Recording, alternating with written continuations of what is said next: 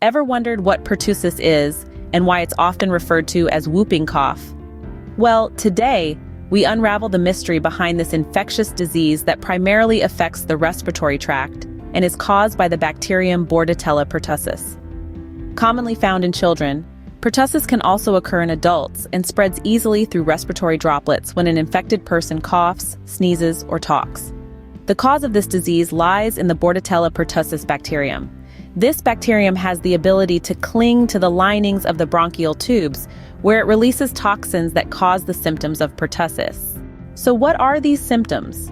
In the initial stage, which lasts about 1 to 2 weeks, one might experience mild coughing, typically at night, runny nose, mild fever, and symptoms akin to the common cold.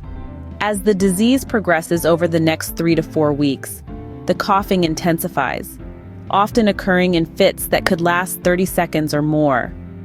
This coughing can be accompanied by a whooping sound, vomiting, and watery eyes. After a fit of coughing, one might take deep breaths, which could produce a sound similar to a rooster's crow. Fatigue and weight loss are also common during this stage.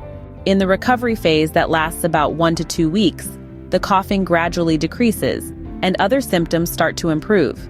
Now, how is pertussis diagnosed? The process begins with a clinical examination where your doctor will ask about your medical history and symptoms, followed by a general examination. Listening to your lungs with a stethoscope can reveal abnormal sounds like wheezing, rattling, or moaning. Blood tests can help confirm whether you've been infected with the Bordetella pertussis bacterium.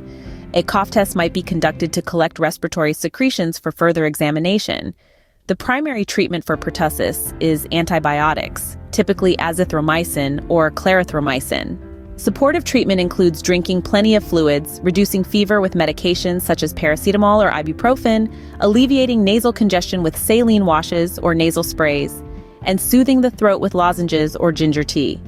It's also important to isolate individuals with pertussis to prevent the disease from spreading. Prevention, as they say, is better than cure. The most effective prevention against pertussis is vaccination, which can protect you from the disease up to 85%. Regular hand washing with soap and water or using a hand sanitizer can also prevent the spread of the Bordetella pertussis bacterium. Lastly, avoid close contact with individuals diagnosed with pertussis. In conclusion, if you or your loved ones exhibit any symptoms of pertussis, seek medical advice immediately. Pertussis can lead to serious complications, especially in newborns and small children, so adhere to preventative measures to protect against this disease.